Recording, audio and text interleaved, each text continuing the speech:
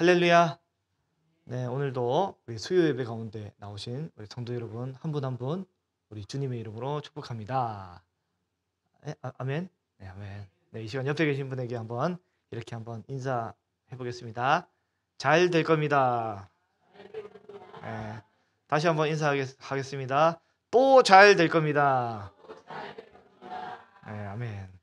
네, 오늘 제목부터 이제 긍정성입니다. 긍정성. 대박 날 거다, 잘 될 거다, 뭐 이렇게 하는데 사실 이게 우리 개혁 교단이랑 썩 어울려 보이는 제목은 아니잖아요.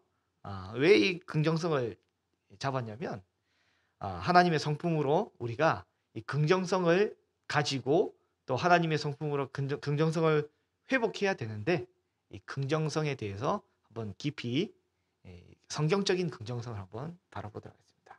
네. 뭐 이제 모 목사님이 이제 잘 되는 나 해가지고 대박 날 거다.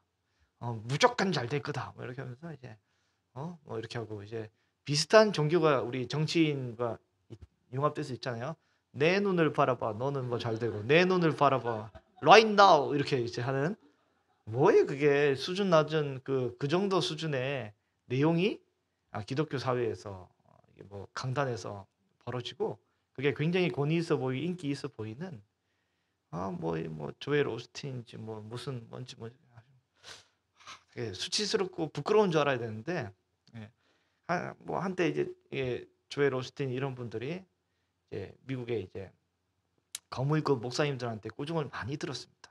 꾸중을 들어도 하는 변명이 뭐냐면 나는 이 부분에 특화된 사람이고 다른 분들은 저 부분에 특화됐으니 나는 내 갈 길 가겠다 뭐 이렇게 얘기를 하는 아주 뭐 그러지 않아도 되는 긍정성을 발휘해 가지고 끝까지 고집을 피우는 모습을 보게 되는데요. 성도 여러분 우리는 긍정적이어야 됩니다. 그러나 이 긍정의 근원은 어디서 나오냐면 나에게서 나오는 것이 아닙니다. 우리는 왜 긍정을 가지냐면 이 역설적으로 내가 나를 못 믿기 때문에 긍정이 나옵니다.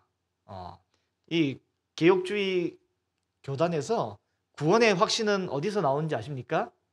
구원의 확신은 우리 뭐 다른 이제 교단에서는 모르겠지만 우리 교단에서는 구원의 확신은 어디서 나오냐면 나의 이 구원받을 가능성이 없음에서 출발합니다. 전적 타락에서 출발하거든요.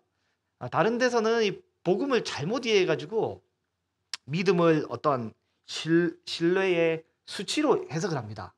그래서 이만큼 내가 믿으면 이제 산이 바다로 옮겨야 되는데 반쯤 들렸다가 믿음이 약해져가지고 좀 더 큰 믿음을 가져가지고 막 그 산이 떴는데 내가 이제 그 기도할 때 믿음이 부족해가지고 의심을 해가지고 산이 떨어지고 이게 그 세상적인 믿음이거든요. 세상적인 잘못된 개념입니다. 우리가 구원 얻는 믿음도 응답받는 믿음도 어디서 출발하냐면 가장 확실한 믿음은 어디서 나오냐면 구원의 확신이 강하면 강할수록 그 근거는 어디서 나오냐면 나는 못한다 해서 출발합니다. 나는 못하고 누가 하십니까? 하나님이 하십니다. 그리스도 예수가 다 하십니다. 율법으로 내가 구원을 받을 수 없기 때문에 그래서 우리는 어떡합니까? 우리가 다른 교단보다 확신이 강력한 게 뭐냐면 다른 교단은 어떻게 해야 돼요? 내가 율법으로 구원을 얻으려면 아니면 신앙으로 어떤 고매한 행위로 구원 얻으려면 노력해서 겨우 도달할 듯 잡힐 듯 말 듯한 삶을 매일 살겠지만 그러면 이제 얼마나 피곤해요. 그러나 개혁교단의 특징이 뭐냐면 우리는 나는 애초에 글러먹었다 에서 출발하기 때문에 우리가 구원 얻는 유일한 방법은 그리스도밖에 없습니다. 그리스도의 의밖에 없습니다. 그리스도는 어제나 오늘이나 내일이나 동일하시기 때문에 내 구원의 근간이 그리스도께 있으면 우리는 흔들리지 않습니다. 왜냐하면 그리스도가 왔다 갔다 하시는 분이 아니기 때문이죠. 나는 왔다 갔다 합니다. 우리 성도 여러분 그 때때로 기분이 좋을 때가 있고 안 좋을 때 있잖아요. 그런 것처럼 영적인 컨디션도 굉장히 좋을 때가 있고 안 좋을 때가 있습니다. 배가 고프면 피곤하면 짜증이 나잖아요. 그런 것처럼 육체를 잘 관리를 하지 못하면 영도 쪼그라들고 힘듭니다. 게다가 몸이 피곤하면 이 힘들어요. 연로해지면 어떻게 돼요?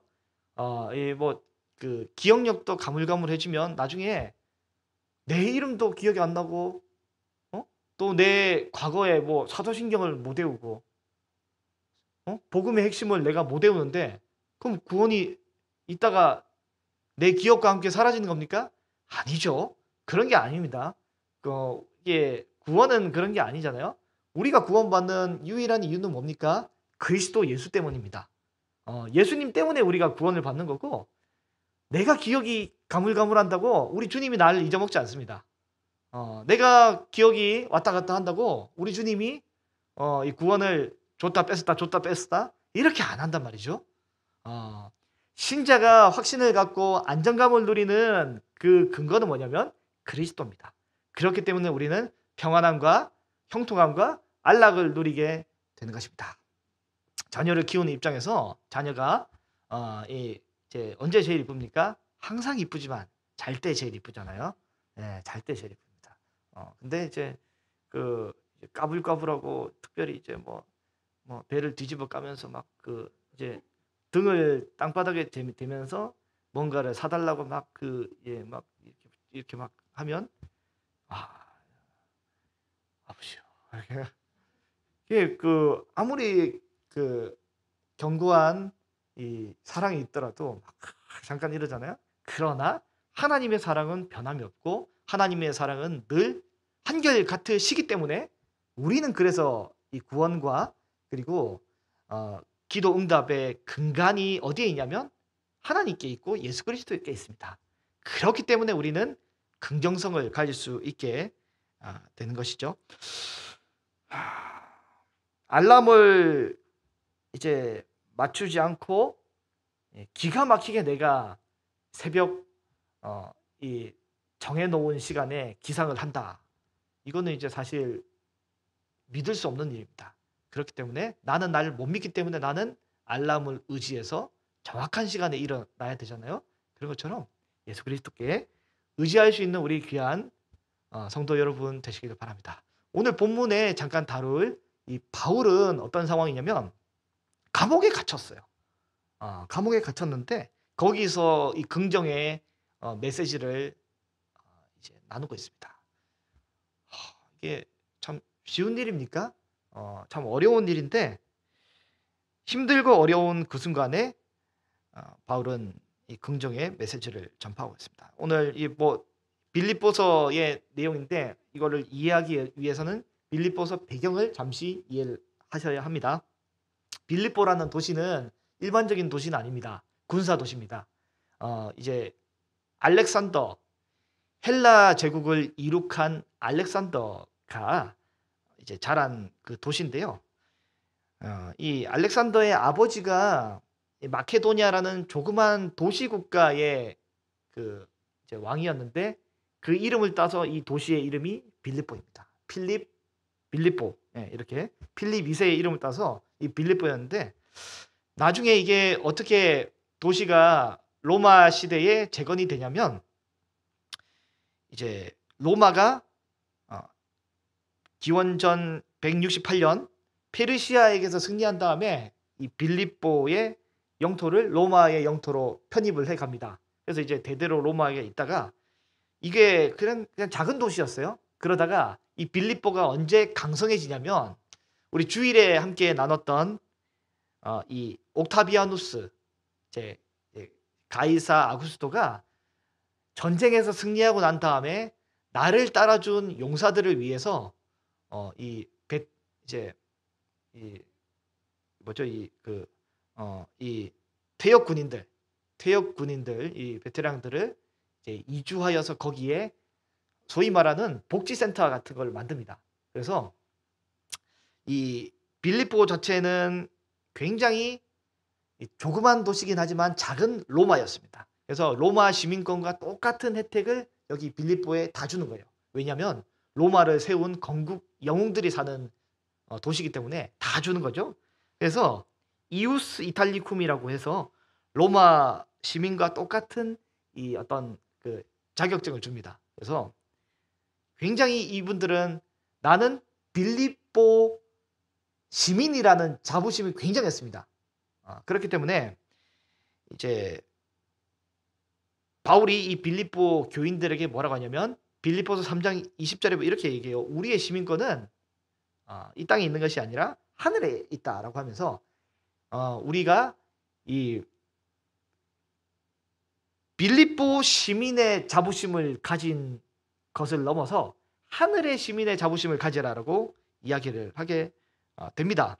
한번 그 지도를 한번 보여주시면요. 빌립보가 어디쯤에 위치해 있냐면 이제 사도 바울이 저기 형광펜 칠해진데 안 보이시네요. 죄송합니다. 너무 작네. 사도 바울이 이제 드로아에서 환상을 보고 이 빌립보로 건너가게 되는데 이제 빌립보는 어떠냐면 마케도니아의 첫 번째 성이라고 되어 있습니다. 첫 성. 이게 다시 말해서 마케도니아의 제일 뛰어난 성, 다시 말해 마케도니아의 그 지역의 수도입니다. 굉장히 큰 역할을 감당했던 도시고요.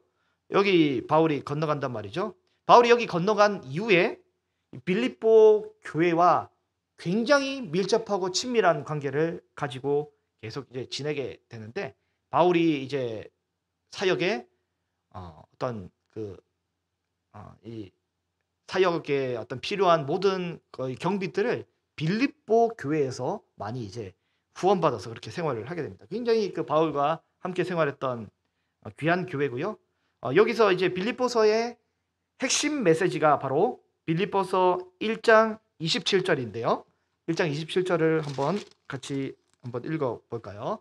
1장 27절입니다. 시작. 오직 너희는 그리스도 복음에 합당하게 생활하라. 이는 내가 너희에게 가거나 떠나 있으나 너희가 한 마음으로 서서 한 뜻으로 복음의 신앙을 위하여 협력하는 것과 이 복음에 합당하게 생활하라 하는데 여기에 이제 한번 지도 다음에 내용을 보여주시면요. 생활하라라고 나오는 여기 단어가 폴리티오마이라는 단어를 쓰는데 이게 생활하라라는 게 에베소서에는 빛의 자녀들처럼 행하라는 단어고 여기서는 생활하다가 뭐냐면 시민이 되다, 통치하다, 생활하다, 자신의 생활을 영위하다, 시민으로 살아가는 행동들을 이야기합니다. 다시 말해서 정치, 토론 뭐 이런 게 할 때 시민 참여를 할 때 이런 단어를 쓰거든요. 복음에 합당하게 생활하라라고 바울이 이야기한 것은 뭐냐면 로마 제국에 합당하게 살아가는 것이 아니라 빌립보 도시의 시민으로서 자부심을 가지고 살아가는 것이 아니라 하나님 나라 시민으로 생활하고 하나님 나라 시민에 합당할 만한 행동을 하라라고 이야기를 하고 있습니다. 그래서 세상을 사는 동안에 분별력 있게 하루하루 생활하라라는 그런 내용으로 바울이 이 내용들을 전해주는데요. 오늘 여기서 우리가 다룰 내용은 바로 오늘 본문 이제 15절부터 한번 보겠습니다. 먼저 14절에 보면 형제 중에 다수가 바울의 매임으로 말미암아 주 안에서 신뢰함으로 겁없이 하나님 말씀을 힘있게 담대히 전합니다. 겁없이 하나님 말씀을 힘있게 전합니다. 2007년쯤이었던가요? 터키에 선교사님이 이 테러를 당해서 이제 죽임을 당한 이 비참한 일이 있었지 않습니까? 그래서 이제 선교사, 기독교인이기 때문에 아주 잔혹하게 살해를 당했는데 그것이 이 터키 사회에서 기독교인은 굉장히 위축시킬 것으로 알았지만 전 세계의 모든 성도들이 기도를 많이 했고요. 그 선교사님의 장례식에 어떤 일이 벌어졌냐면 많은 그리스도인들이 나도 그리스도인이다. 나를 죽여라. 나도 하나님 앞에 예배하는 사람이다. 라고 하면서 확 많이 나왔단 말이죠. 그래서 굉장히 어떤 선교가 힘을 얻고 탄력을 얻었던 적이 있습니다. 이와 마찬가지로 바울이 감옥에 투옥되는 이 현상, 복음 때문에 감옥에 투옥된 이 현상 때문에 주 안에서 어떤 사람은 더욱 힘있게 겁없이 바울과 함께 이 복음을 전했던 그 내용들이 있었습니다. 굉장히 좋은 현상이나 그러나 오늘 본문 15절에 보면 안 좋은 현상이 있습니다. 15절을 같이 한번 읽어볼게요. 어떤 이들은 투기와 분쟁으로 어떤 이들은 착한 뜻으로 그리스도를 전파하니 어떤 이들은 투기와 분쟁으로 그리스도를 전파하게 됩니다. 어떤 이들은 투기와 분쟁으로 이게 무슨 말인가 해서 교회 안에서 그리스도 예수의 복음이 이제 계속 전해져야 되는데 사도 바울이 이 구속되고 갇히 있는 사건으로 인해서 어떤 이들은 굉장히 힘있게 전하지만 어떤 이들은 반대로 투기와 분쟁 때문에 그리스도를 전했다라는 이 내용을 이제 논란이 많고 이제 막 복잡한 해석이 있습니다. 그래서 보통의 견해는 뭡니까? 그런 것이죠. 예를 들면 이제 바울과 경쟁하던 어떤 사역자가 있다라고 보통을 기존에 많이 알려진 해석입니다. 그래서 일종의 그 로마의 사역자가 누가 와가지고 바울이 이렇게 투옥되니까 우리가 영향력을 더 끼치자라고 하면서 이렇게 이제 복음을 전했다라는 더 힘이 있게 전했다라는 이제 학설이 가장 큰 내용인데요. 뭐 이런 거죠. 장로교가 위축되니까 예를 들면 감리교가 우리가 힘있게 복음을 전하자 뭐 이렇게 뭐 이런 개념으로 해석을 하는데 사실 이제 이거는 조금 그리스도인답지 않은 모습이기도 하고 과연 그렇게 했을까? 또 바울의 신학이 잘못됐다라고 생각하는 사람들도 있어서 저 바울은 잘못됐으니까 잡혀갔고 우리는 안 잡혀갔다라고 생각하는 견해가 있다라고 보통 요렇게 보통 해석을 하는데 조금 그렇게 보면 이제 사실은 이 빌립보서 전체의 맥락과 조금 해석이 애매한 상황이 있습니다. 그래서 이제 이걸 어떻게 해석해야 되냐면 투기와 분쟁으로 복음을 전하는 자들에 대해서 어떻게 해석해야 되냐면 유대주의자라고 해석을 해야 됩니다. 유대주의자. 다시 말해서 사도행전을 잘 보시면 바울이 복음을 전하는 곳, 바울이 복음을 전파하는 곳을 어떻게 하냐면 곳곳마다 이동하면서 바울을 따라다니면서 계속해서 그 시기로 인하여서 복음을 전하는 것을 방해하는 자들이 계속해서 있습니다. 성령의 역사가 힘있게 복음이 이제 움직이도록 하는데 그 움직이는 것을 따라가며 계속해서 방해하는 세력들이 있는데 그 세력들이 바로 유대주의자들입니다. 그래서 이 유대주의자들과 굉장히 이렇게 크게 부딪히게 되었다라고 이제 해석을 하는 사람들이 있잖아요. 그래서 이렇게 유대인들이 많이 이제 바울의 사역을 방해합니다. 또한 누가 방해를 하냐면 이방인들이 바울의 사역을 많이 방해하는데 어떻습니까? 이제 이 데살로니가에서 보면 많은 사람들이 그 예수님은 이 정치적인 인물이라고 생각하여서 이 방해를 이제 합니다. 그래서 그 읍장들도 이제 계속 예수님을 정치적인 인물로 여겨가지고 방해를 합니다. 우리 주일날 함께 나눈 것처럼 유앙겔리온이라는 복음 자체가 어때요? 군사적인 승전보고 또 정치적인 메시지입니다. 왕의 아들이 탄생했다. 그리고 굉장히 또 이 종교적인 메시지거든요. 로마 황제와 대조되는 하나님의 아들.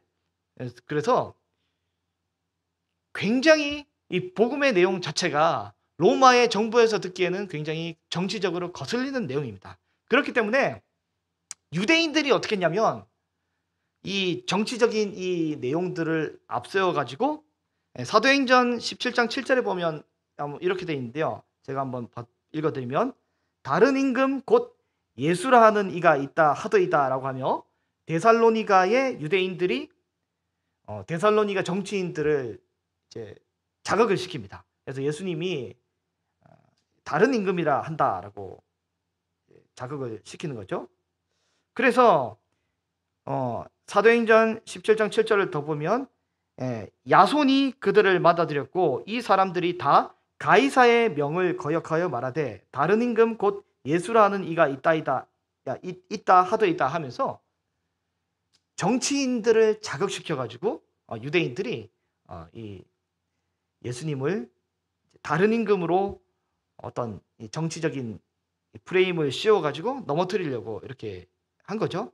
결국에 이제 이 어떤 이들이 투쟁과 분쟁으로 정치적인 맥락으로 예수님을 몰아세워서 이제 죽인 것처럼 사도들도 이렇게 바울도 정치적인 맥락으로 다른 임금을 섬기는 자라고 몰아붙여서 결국에 감옥에 투옥되고 갇히게 된 것입니다.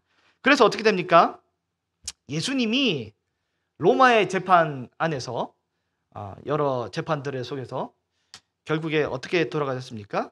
유대인의 왕이라는 반란의 명목으로 돌아가신 것처럼 바울도 또 다른 이 정치의 선동꾼으로 몰려서 이제 감옥에 갇히게 됩니다. 그래서 사도행전 22장부터 해서 쭉 26장까지 보면 각종 정치인들 앞에서 바울이 재판을 하고 또 변론을 하고 또 재판을 하고 또 변론을 하고 그런 이 여러 가지 상황들을 계속 이제 벌인단 말이죠.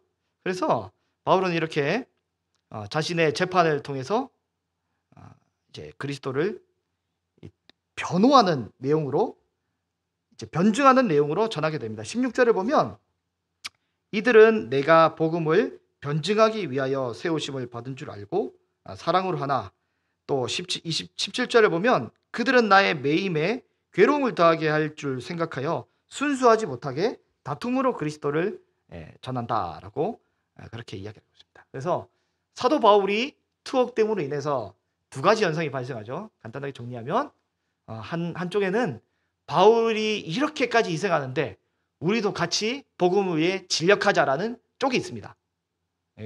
긍정적인 측면에서 복음이 힘있게 전해지고 다른 한쪽에서는 어떤 쪽이 복음이 전해집니까? 예수님이 왜 메시아인지, 왜 왕인지, 왜 이 로마 황제와 다른 진짜 왕인지를 재판과 여러 가지 이 변론을 통해서 변증과 또 여러 가지 재판의 과정들을 거치면서 이 부정적인 어떤 이슈 그리고 여러 재판들의 변론을 통해서 그리스도가 제국 가운데 더 명확하게 전파가 되는 것입니다. 그래서 바울은 뭐라고 합니까? 내가 이런 재판에 놓였기 때문에 재판 속에서 죽임을 당해서 죽든지 재판에서 풀려나서 살든지 전파되는 것이 그리스도이기 때문에 바울은 21절에 보면 내가 사는 것이 그리스도니 죽는 것도 유익하다라고 해서 20절에 봐도 맨 마지막에 보면 지금도 전과 같이 온전히 담대하여 살든지 죽든지 내 몸에서 그리스도가 존귀하게 되기를 하려 원한다라고 이 재판의 어떠함과 관계없이 그리스도께서 전파가 되니 그것으로 나는 만족한다라고 바울은 고백을 하고 있는 것입니다. 그래서 바울에게 있어서 이 긍정성은 무엇입니까? 나는 죽어도 되고 나는 살아도 된다. 왜 그렇습니까? 내가 죽든지 살든지 이 모든 현상이 합력하여서 다 그리스도가 전파되는 선에 사용된다라고 바울이 지금 이야기를 하고 있는 것입니다. 우리 사랑하는 귀한 성도 여러분, 인생에 있어서는 언제나 화려한 이 빛이 강렬하게 비치는 날만 있진 않습니다. 언제는 이제 빛이 비치는 날이 있고 언제는 어두운 그늘이 있는 날이 있고 언제는 뜨거운 날이 있고 언제는 차가운 날이 있습니다. 이게 섭리잖아요. 섭리. 만약에 1년 365일 빛이 찬란하게 그곳에 비치기만 하는 장소, 그곳은 어떤 장소입니까? 그 장소가 있다면 그곳은 어떤 장소입니까? 1년 365일 빛이 강렬하게 계속 내리쬐는 그 장소. 그 장소는 사람이 살 수 없는 사막입니다. 그것에는 사람이 살 수 없습니다. 그러나 전 세계에서 제일 살기 좋은 장소가 어디입니까? 봄, 여름, 가을, 겨울. 이게 가장 사람이 살기가 좋은 장소. 이게 바로 우리 대한민국 아닙니까? 여름엔 어때요? 이 대구에는 데프리카라고 불릴 정도로 너무 막 춥고, 예, 겨울에는 또 러시아 사람들이 한국에 와 가지고 "여기가 더 춥네."라고 이야기할 정도로 겨울에 어마어마하게 춥습니다. 그리고 그 여름에 비는 얼만큼 와요? 이거는 뭐 세상이 다 떠내려갈 듯이 비가 왔다가 이틀 지나면 하나도 없어요. 네, 아주 신기한 동네에 우리가 살고 있습니다. 예, 복잡하고 막 이 여러 가지들 속에서 조화롭게 하나님이 이 봄, 여름, 가을, 겨울, 그리고 더운 것, 추운 것. 뭐 우리나라 전자제품이 그래서 제일 좋지 않습니까? 예, 우리나라 군사 용품이 세상에 제일 좋습니다. 세상 어떤 악조건에서도 고장이 절대 안 나는 최고의 군사 이 물품을, 군수 산업이 우리 대한민국 무기 아닙니까? 절대 고장 나지 않나요. 그래서 성도는 어떤 사안에 대해서 이렇게 긍정적으로 생각할 수 있는 이런 믿음이 있어야 합니다. 왜 그렇습니까? 나는 이미 나 자신을 믿지 않고 포기를 했기 때문에, 내 인생을 하나님이 주장해 주시기 때문에 내가 살든지 내가 죽든지 어찌되었건 좌우지간 하나님의 영광을 위해서 하나님이 합력하여 선을 이루어서 모든 길들을 이루어 가시기 때문에, 그래서 우리는 이 긍정적인 믿음의 사고를 할 수 있게 됩니다. 선하신 하나님이 우리를 선하신 방법으로 인도하실 거라는 그 믿음, 이것이 바로 성도의 믿음입니다. 바울이 투옥된 그 순간 어떤 이들은 바울을 위해서 우리도 바울처럼 헌신하자라고 함께 힘있게 전도한 사람, 또 어떤 이들은 유대인들이 그렇게 쫓아다니며 예수님을 정치인으로, 또 바울이 이제 반역자의 어떤 선동자로 둔갑을 시켜서 이렇게 이제 변호하는 과정 가운데 결국에 시기와 분쟁, 이 투기 가운데 그리스도가 이렇게 해도 공적인 사회 가운데 전파가 되니, 그 모든 것이 바울은 긍정적으로 볼 수 있게 된 것입니다.